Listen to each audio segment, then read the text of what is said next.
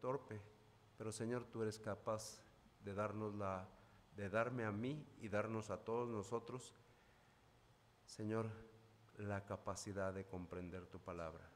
Por eso te pedimos que tú nos hagas capaces, no solamente de leer, no solamente de explicar, sino de vivir tu palabra, de aplicar tu palabra a nuestras vidas. Por eso es que te solicitamos que tu Santo Espíritu actúe en nuestras vidas para que nosotros podamos hacer lo que nos has de pedir en este pasaje que hemos leído. Te pedimos y te solicitamos todo esto en el nombre y por el amor de Jesucristo. Amén. Bien, entonces lo que hemos leído es corto, pero vamos a tratar de estar meditando en eso corto que hemos tenido para poder entender medianamente de lo que se trata. ¿Cómo podríamos nosotros tratar de recordar primero el mensaje que vamos a oír?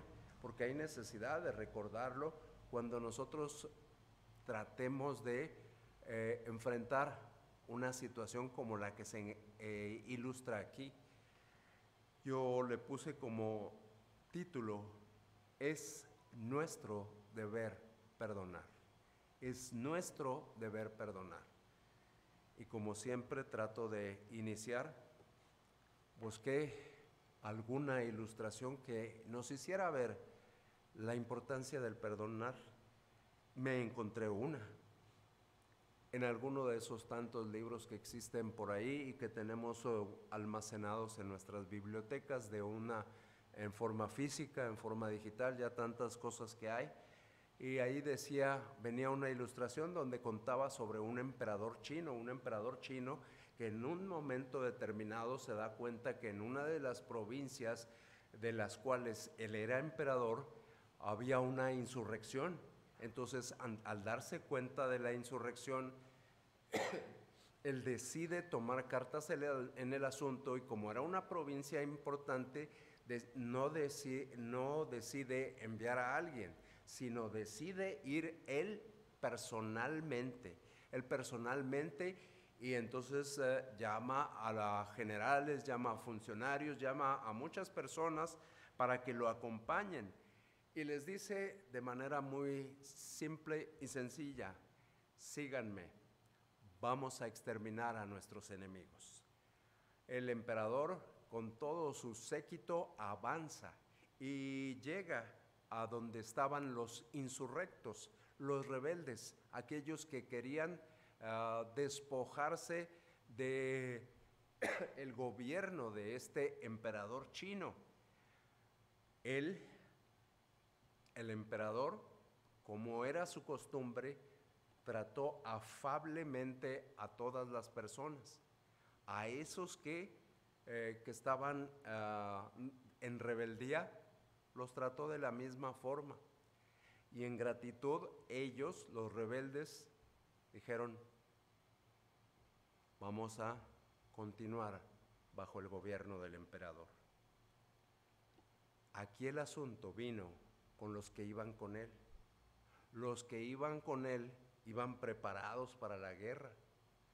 Esos mandos altos, esos generales, esos soldados, esos capitanes, todos ellos iban preparados para la guerra.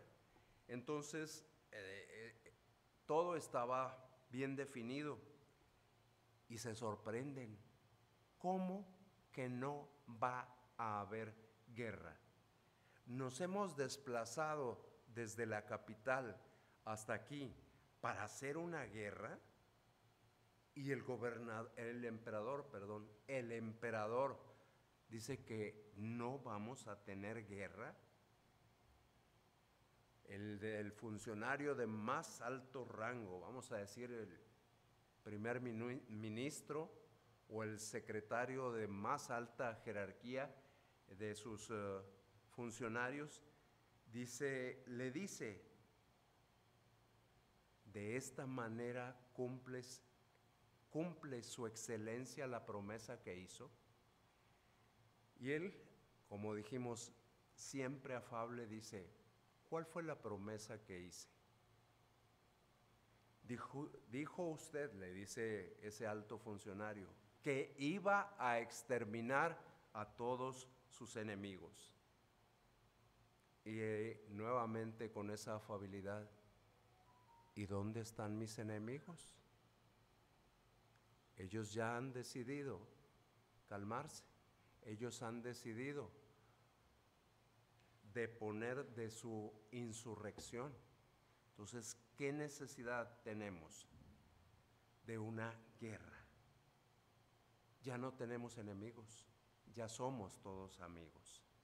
Vamos entonces, ahora sí vemos a Filemón, son solo 7 versículos, vamos a tratar de ver, primero tratar de centrarnos. ¿Cuál será? Es tan corta la epístola a Filemón, es un relato tan simple, tan sincero, tan llano, tan puro, tan breve, que nosotros nos preguntamos, bueno, ¿cuál es el tema de la epístola a Filemón?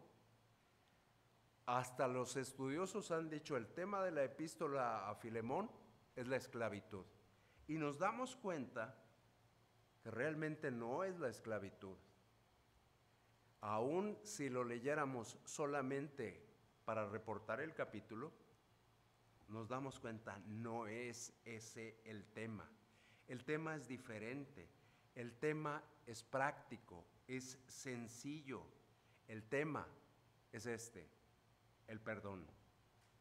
El perdón que debe otorgar una persona a otro creyente. Eso es lo que nosotros tenemos. Y luego nosotros nos preguntamos, cuando vemos un tema tan práctico, tan simple, tan sencillo, ¿por qué hablar de un tema tan simple? ¿Por qué Dios quiere que nosotros leamos un tema simple, el perdón? Antes de cada quien dio su respuesta. Yo también di la mía mientras estaba hablando. Entonces pensemos en esa respuesta que hemos dado. ¿Por qué hablar de un tema tan simple? Y podemos decir, porque tenemos falta de voluntad. Tenemos falta de voluntad para perdonar dentro del cristianismo. Parece que no, pero estos dos eran creyentes. Y nos damos cuenta que el no perdonar es un acto de rebeldía a Dios.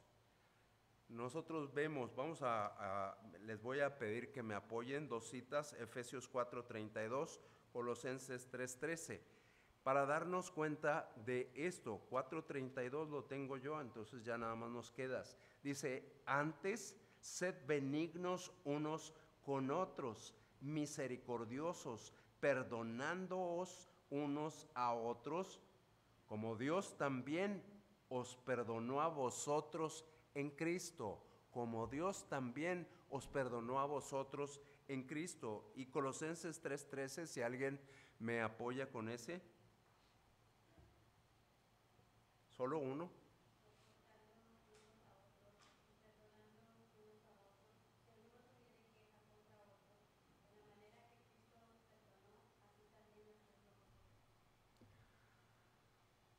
No parece ser una recomendación, parece ser una indicación. Digo indicación para no decir lo que anoté. Parece, y fuertemente, esto es una orden. Si Dios nos perdonó, nosotros tenemos que perdonar. Eso es lo que nosotros tenemos que hacer. Y luego nosotros decimos, ¿cuándo yo he mostrado falta de perdón a otros?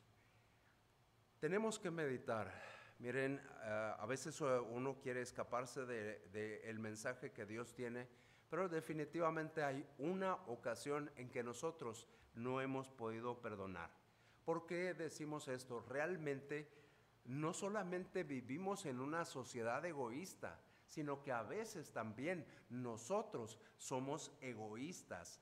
La sociedad desatiende el perdón. Nosotros lo atendemos, nos preguntaríamos aquí, hemos caído nos hemos metido, hemos sido arrollados por la sociedad, por la cultura, y en muchas ocasiones actuamos exactamente como la sociedad y la cultura. No nos gusta perdonar, consideramos a las personas que perdonan como débiles.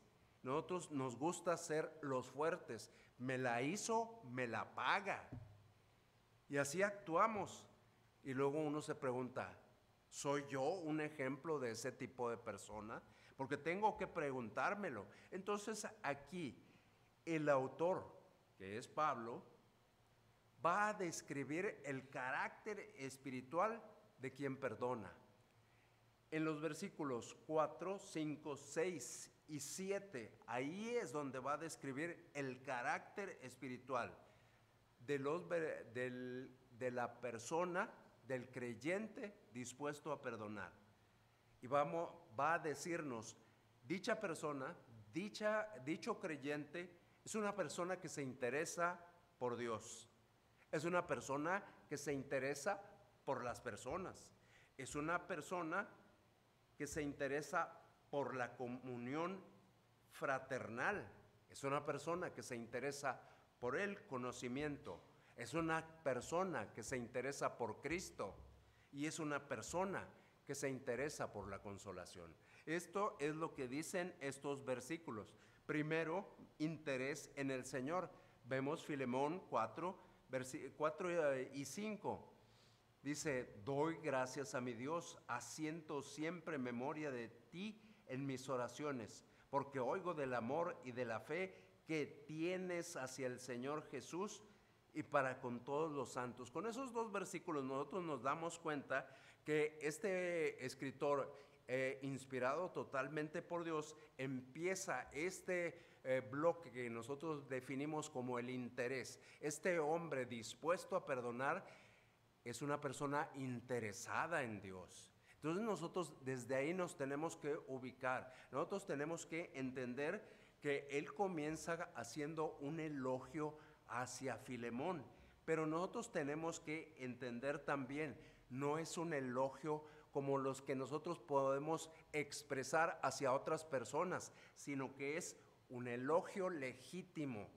Un elogio legítimo lo que hace es que nutre, alimenta la virtud que está viéndose en una persona. Nosotros tenemos que estar atentos a esto, porque esto es un antídoto contra el pecado. Es decir, si yo elogio a alguien real y sinceramente delante de Dios, es un antídoto contra el pecado.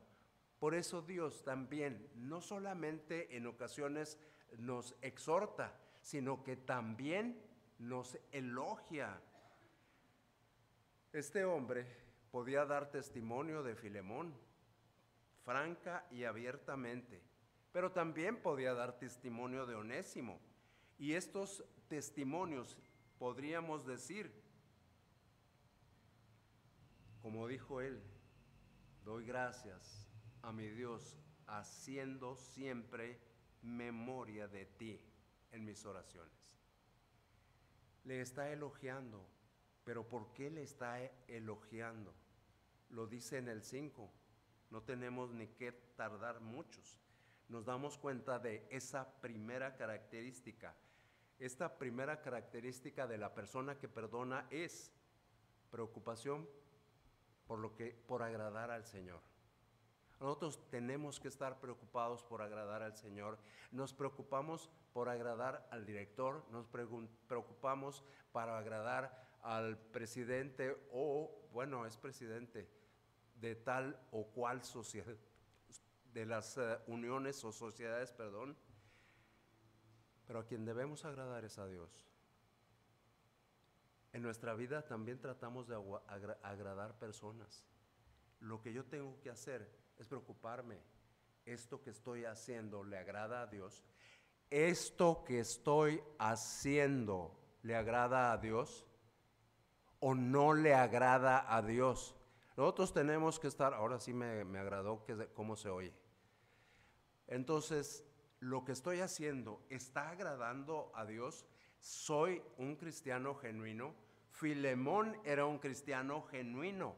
Se interesaba por agradar a Dios. Se preocupaba por que Dios estuviera contento con sus acciones. Y su fe invariablemente le dio a Pablo una certeza. ¿Cuál era esa certeza? Dice, oigo del amor y de la fe que tienes hacia el Señor y para con todos los santos. Oigo de ese amor. Entonces él le dio la certeza de que tenía disposición para perdonar, y nosotros tenemos que ubicarnos en esa misma disposición. Nosotros tenemos que estar listos. ¿Por qué tenemos que estar listos? Porque nosotros lo leyeron ahorita, yo leí uno, la hermana leyó otro. Fuimos perdonados. Y si yo fui perdonado, ¿por qué no puedo perdonar? Entiendo que un no creyente no perdone. Lo entiendo perfectamente. Vamos a Romanos 3, del 10 al 16, como yo lo tengo. Y como parece que estamos los de casa, lo voy a leer. Romanos capítulo 3, versículos desde el 10 y hasta el 16. Como está escrito, no hay justo, ni aun uno. No hay quien entienda, no hay quien busque a Dios. Todos se desviaron, a unas se hicieron inútiles. No hay quien haga lo bueno, no hay ni siquiera uno. Sepulcro abierto es su garganta. Con su lengua engañan, veneno de áspides hay debajo de sus labios. Su boca está llena de maldición y de amargura. Sus pies se apresuran para derramar sangre. Quebranto y desventura hay en sus caminos. Se entiende perfectamente que el no creyente no perdone. Pero un creyente que ha sido perdonado, el enojo, la amargura, la ira, como recordamos, y tantas cosas más, el orgullo, nublan el juicio, nos hacen difícil el perdón. Si nosotros estamos dominados por cualquiera de estos sentimientos, de estas emociones, estamos controlados, es probable que en nosotros haya resentimientos y rencores. Eso dificulta dejar ir el pasado. Nosotros tenemos que dejar ir el pasado. El problema es que nos aferramos al pasado y el pasado nos destruye. Nosotros tenemos que perdonar a quienes nos han lastimado y buscar para solicitar el perdón de aquellos a quienes hemos lastimado. El perdón requiere un proceso intenso, un proceso en el que estemos dispuestos a hacer lo que nos corresponde, un esfuerzo, un proceso y un esfuerzo. Perdonar no es sencillo, perdonar no es fácil. Entonces nosotros tenemos que estar conscientes de esto. Deseo, creo que lo vimos en una ilustración aquí hace algún tiempo. Cargaron a no sé quién, ustedes se acordarán de esa ilustración, ¿cómo le decimos? Ilustración de bulto, ¿verdad? Una ilustración muy vívida, en donde nosotros decidimos no perdonar y ahí vamos cargando con el otro. ¿Por qué? Porque no lo hemos perdonado. Y te perdono, no te voy a cargar. Eso es lo que sucede en nuestras vidas cuando yo no perdono. Tengo algo con él y lo voy cargando todo el tiempo, lo voy cargando a cada ratito. Voy a la Guadalajara, perdón, por eso voy a la ciudad de Guadalajara, digo antes de que digan cualquier cosa, voy a la ciudad de Guadalajara y lo voy cargando. Y creo que no está ligero, creo que está bendecido, decimos por ahí. Una cosa, perdonar no es justificar ni tolerar el comportamiento dañino, pero sí es liberarse del dolor y de la carga que conlleva el rencor hacia ese comportamiento. Entonces, eso es bueno para nosotros, perdonar es bueno para nosotros. Por eso nosotros tenemos que entender, uno, que necesitamos perdonar. Entonces, la persona interesada en Dios también se interesa en sí misma y se interesa en las otras personas. Dice Filemón 5, y para con todos los santos, la parte terminal del 5, y para con todos los santos. Nosotros tratamos de buscar en esta porción el versículo 5, y hay una palabra que podríamos decir, hablando del tema, es central. En el versículo 5, la palabra central, podríamos hablar de tecnicismos, pero no vamos a hablar de eso.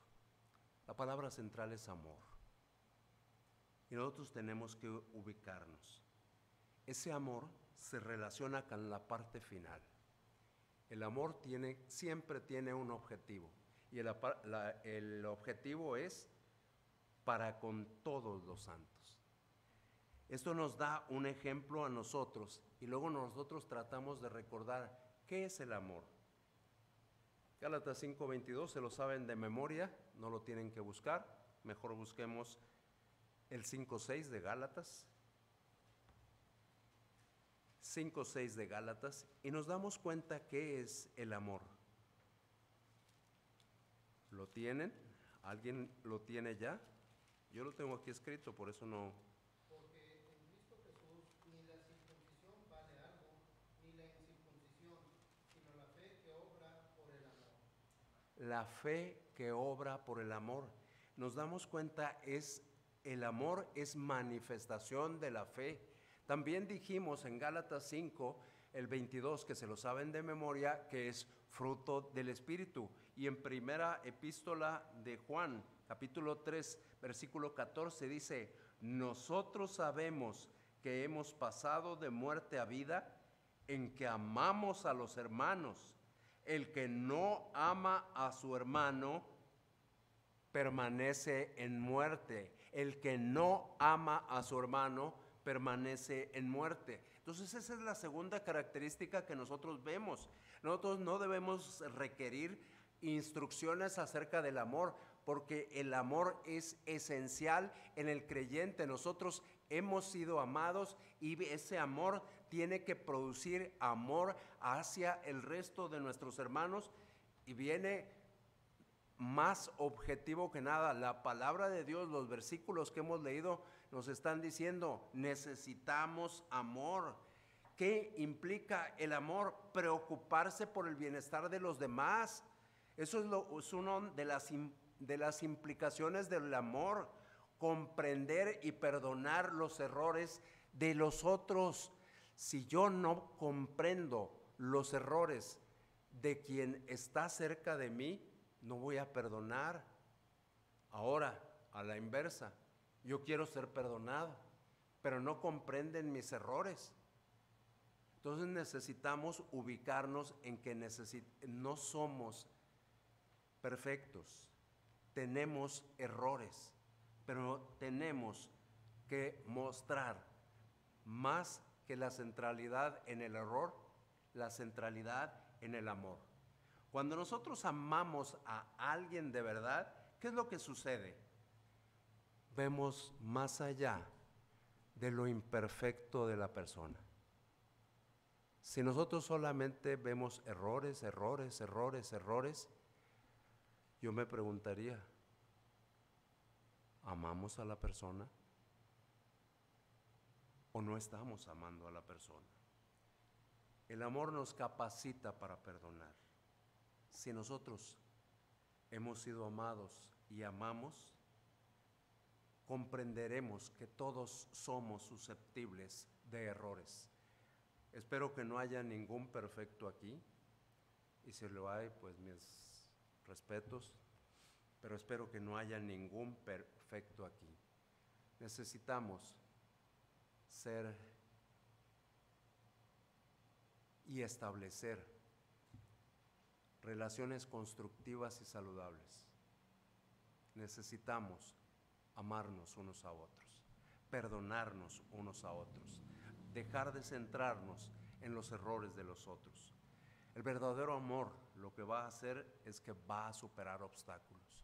Y eso es lo que nosotros necesitamos, buscar la reconciliación incluso en los momentos más difíciles.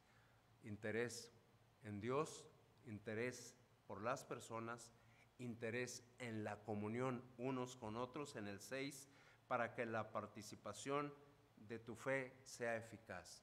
La participación de mi fe está siendo eficaz. Tengo que comparar a este hombre con su servidor y preguntarme, ¿la participación de mi fe es eficaz?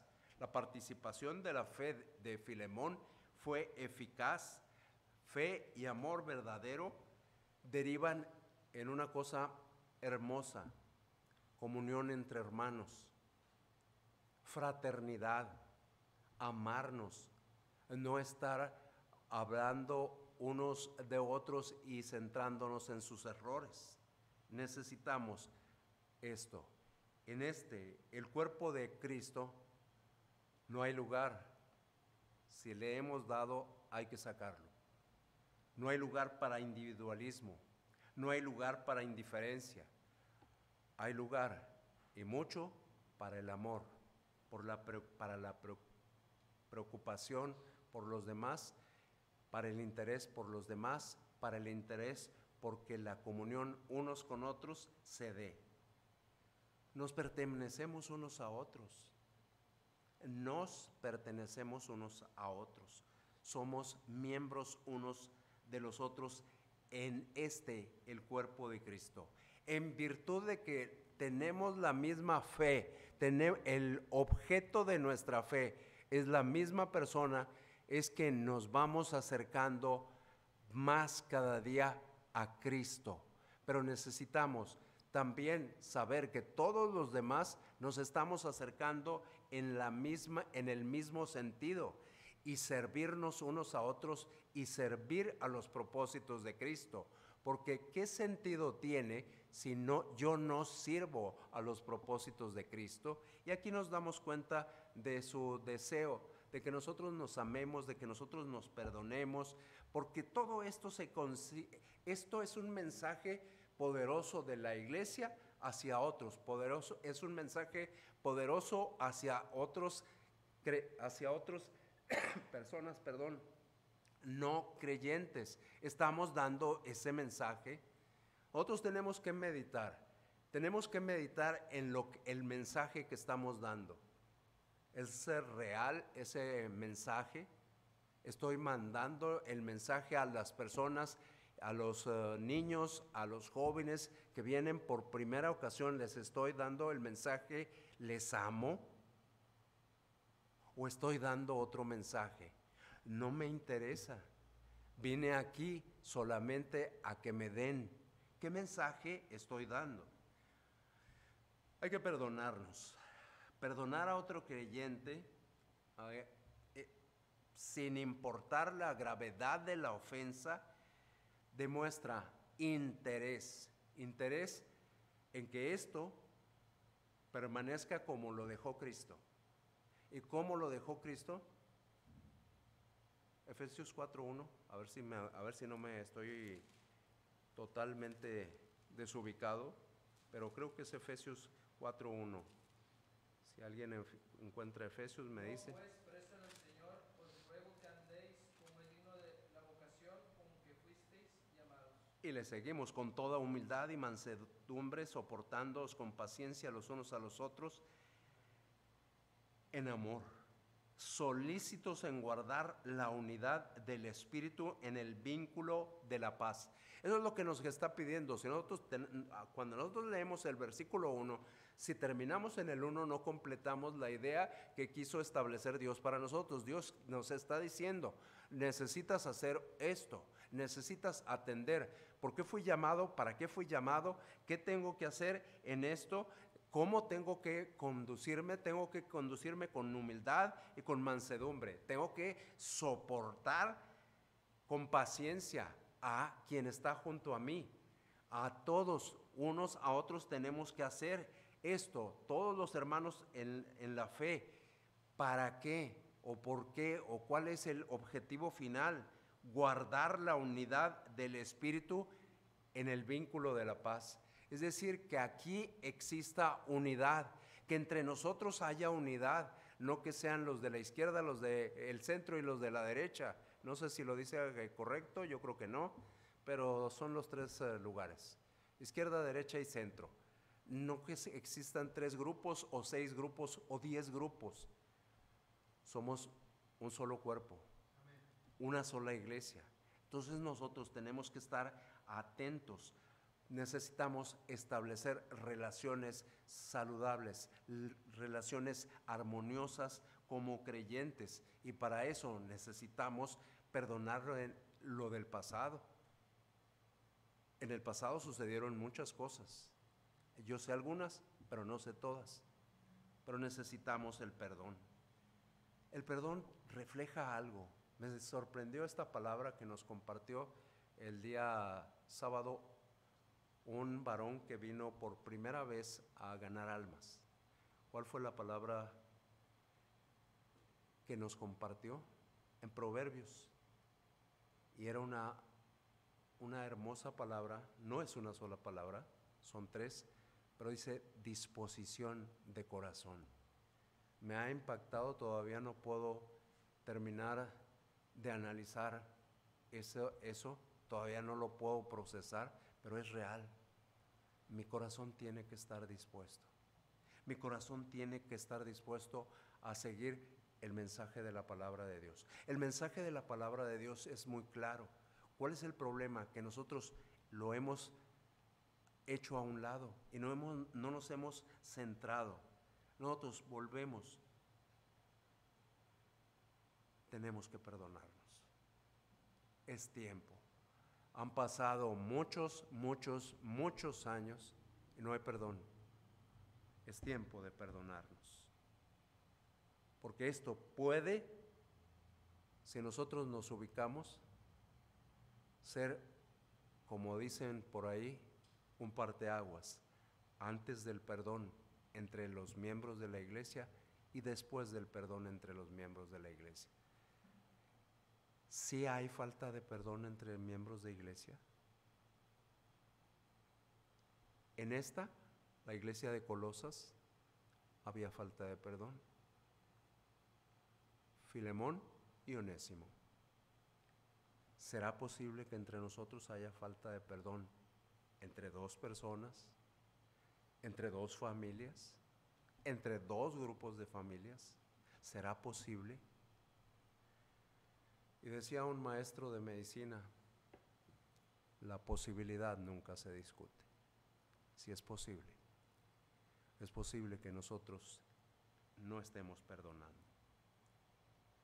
Interés por Dios, interés por las personas, interés por la comunión, interés por el conocimiento. Dice el 6, en el conocimiento de todo el bien. Hemos recibido, los creyentes, dice Efesios 1:3, se lo saben de memoria, porque han leído Efesios infinidad de ocasiones. ¿Qué dice Efesios 1:3? Bueno, si no se lo saben de memoria, los digo. Alguien una vez en este salón me preguntó que yo por qué no decía con tanta frecuencia Dios le bendiga o Dios los bendiga, que por qué mi frase que yo uso más es Dios les guarde y les proteja. Me preguntó aquí en este saloncito y yo le dije, es que yo ya recibí la bendición. Efesios 1:3. Hemos recibido los creyentes toda bendición espiritual en los lugares celestiales en Cristo. Es un buen deseo, ¿sí? Pero a veces lo usamos como la llave que abre todas las puertas, para no ir más allá, para no buscar más no quiero usar términos raros que nada más entenderían 1, 2, 3, 4, 5, 10, 20, que abre la llave de la otra persona hacia mí. Nosotros tenemos una nueva naturaleza. De modo que si alguno está en Cristo, dijo la hermana, nueva criatura es. Las cosas viejas pasaron. Y ahí nos hace preguntarnos, ¿realmente las cosas viejas pasaron? Y nosotros tenemos que preguntar, hacernos aparte de esa pregunta, otra pregunta más. ¿Cómo le lograría yo descubrir el bien que está en mí? ¿Por qué? Porque Filemón lo descubrió. Entonces, ¿cómo logro yo descubrir ese bien? Tenemos que centrarnos, estamos aquí en el conocimiento, que necesitamos conocimiento, pero ¿qué es conocimiento? Primeramente, ¿qué es conocimiento? Porque luego nosotros nos vamos por el conocimiento, por la instrucción que hemos recibido en cierta escuela, y ese no es el conocimiento del que está hablando esta palabrita que está aquí, sino está hablando de un conocimiento pleno, profundo, basado en la experiencia. Tenemos ese conocimiento pleno y profundo, ese conocimiento de la experiencia cristiana, o no hemos probado lo que Dios quiere que probemos. Dios quiere que nosotros probemos muchas cosas, nos está abriendo muchas oportunidades para que nosotros podamos experimentar lo que está en su corazón. Nosotros tenemos que estar en contacto directo con la verdad. Cuando nosotros decimos en contacto directo con la verdad, ¿en qué pensamos? En contacto directo con Jesucristo, porque Él es el camino, la verdad y la vida. Estoy en contacto directo con Jesucristo y esto se me da a oportunidad todos los días. ¿Estoy en contacto directo con Jesucristo o no estoy en contacto directo con Jesucristo? Dios sabe la respuesta. Es más, Dios sabe si estás aquí o no estás aquí. Yo sé que estamos sentados. Dios sabe que estamos ocupando un espacio. Es diferente ocupar un espacio a estar aquí. Estás aquí, estás oyendo a Dios. Yo sé que podríamos decir, la voz del director, la voz del predicador son tediosas. Pero hubo una oración hace un instante que dijo que nosotros tengamos el deseo de escuchar la predicación. Y a veces yo vengo sin el deseo de escuchar la predicación. Tenemos que darnos cuenta. Hay una diferencia tremenda. No lo voy a decir del pasado, aquí con este joven y el joven también. En mi pasado yo compré un libro, Cómo tocar guitarra.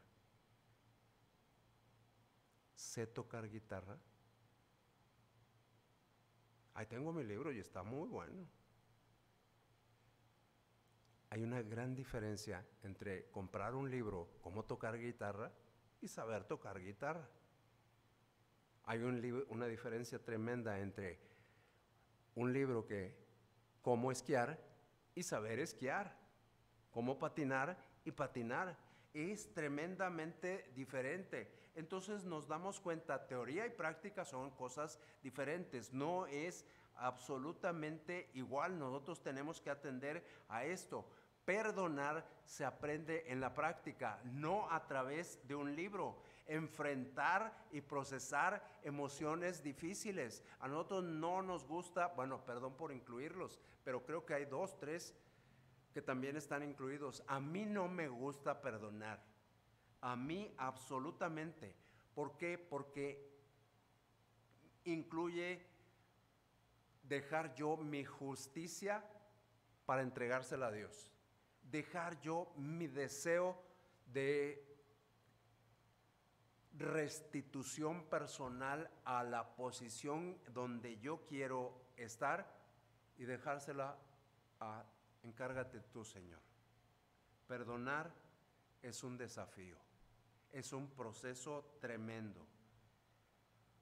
Entonces, yo no puedo leer sobre perdonar y no perdonar.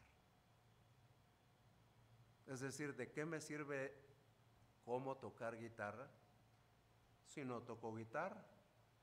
¿De qué me sirve tener Filemón si yo no perdono?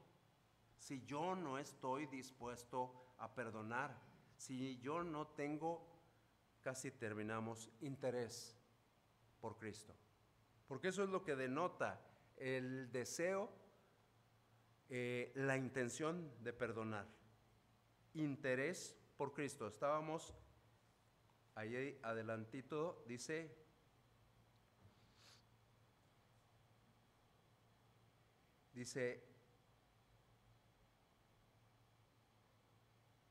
por Cristo Jesús. Lo leo completo. Para que la participación de tu fe sea eficaz en el conocimiento de todo el bien que está en vosotros por Cristo Jesús. La vida cristiana es Cristo. Nosotros y nuestra relación con Cristo, con sus responsabilidades y con sus privilegios. ¿Cuál es la meta de la vida cristiana? Porque solo tiene una meta. ¿Cuál es la meta de la vida cristiana? Uno puede decir 1000 cosas o cientos de cosas y todas van a ser correctas. Aquí nos pueden decir los de este lado 10 cosas, los de este lado 20 y los de este lado 30 cosas.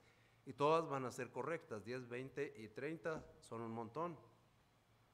60, ¿verdad? 10, 20 y 30 son 60. Pero hay una meta suprema de la vida cristiana. Nuestra vida tiene que exaltar al Señor Jesucristo. Y eso me resulta bien difícil. ¿Está mi vida exaltando a Cristo? ¿Lo que yo hago exalta de veras a Cristo?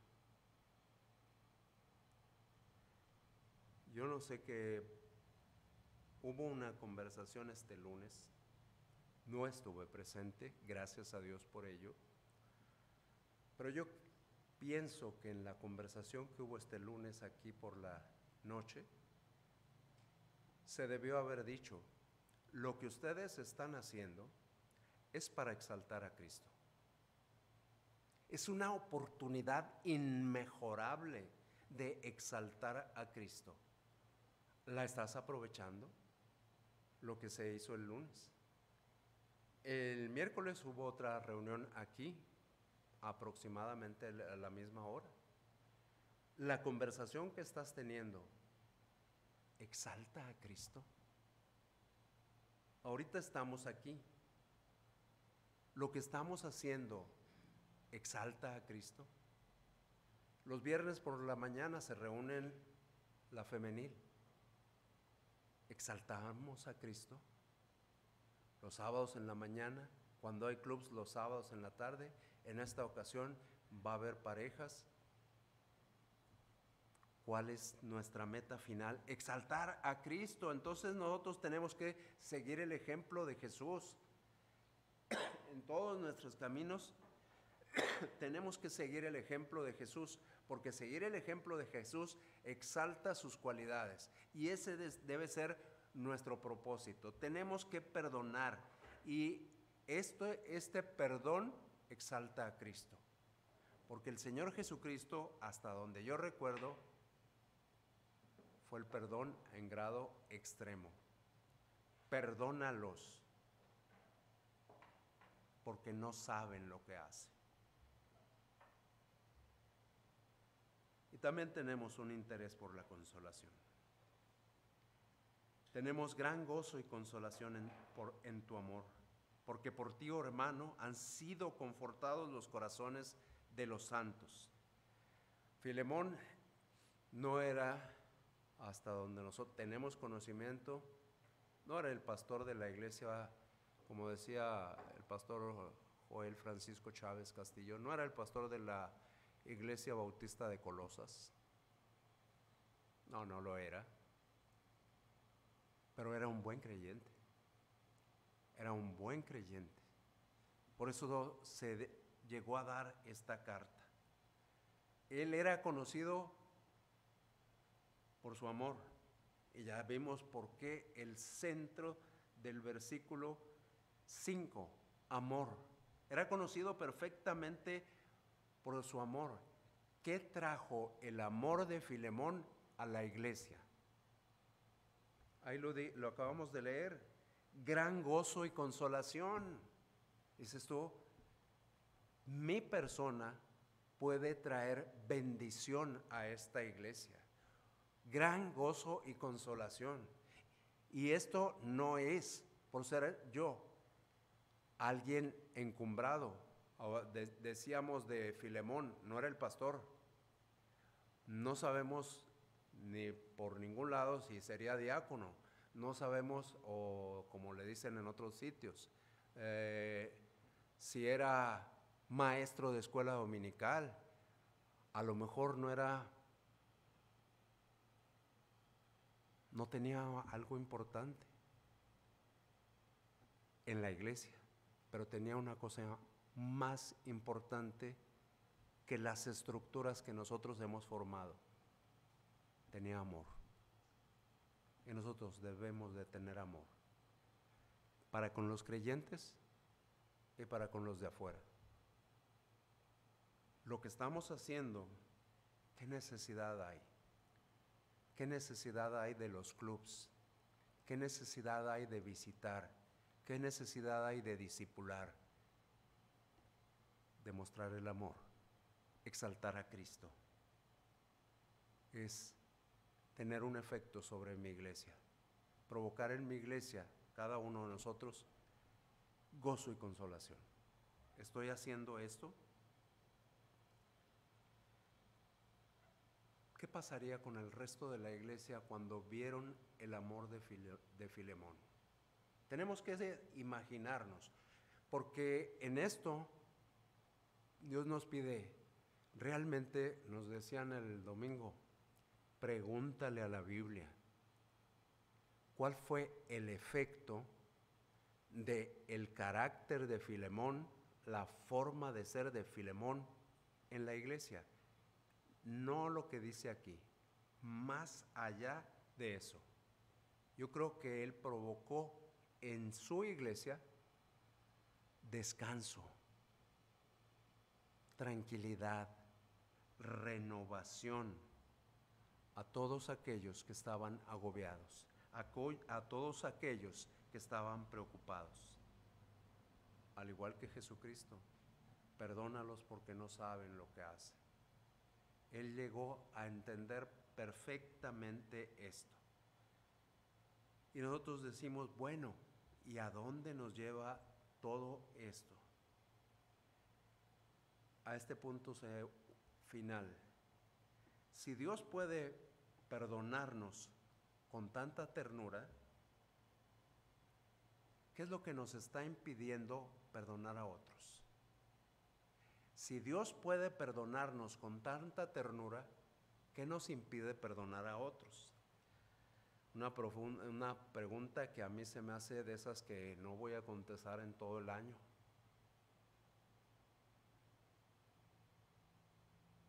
Pero tuve que anotar algo.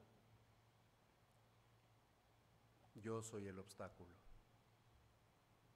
Dios me perdona con un amor intenso, con una compasión infinita, pero dentro de mí, en muchas ocasiones hay ego, hay orgullo, hay soberbia, hay un dolor que sigo cargando. La falta de perdón está ahí. La falta de ponerme en los zapatos de la otra persona, el temor de ser herido nuevamente. Por eso yo no perdono. La falta de entender qué es perdonar, dice, eso me impide. Pero la verdad, si fuimos perdonados, y nosotros tendríamos que recordar aquel perdón de 70 veces 7 y aquel perdón de los talentos, un perdón increíble, un perdón supremo. Y eso es nada más para dar ejemplo de lo que nosotros tenemos que hacer. Entonces, si Dios nos perdonó, ¿por qué no perdonar? ¿Por qué estamos todavía fracturados internamente, familiarmente y como iglesia? Porque es posible que esa sea nuestra situación. Doy gracias a mi Dios, haciendo siempre memoria de mí, de ti, en mis oraciones. Doy gracias a mi Dios, haciendo siempre memoria de ti en mis oraciones. Oremos por los otros, no solo por nosotros. Señor Dios, Padre Celestial, gracias por un ejemplo de vida. Gracias por un ejemplo práctico. No un ejemplo doctrinal, no un ejemplo cargado de teología, no un ejemplo donde hablemos de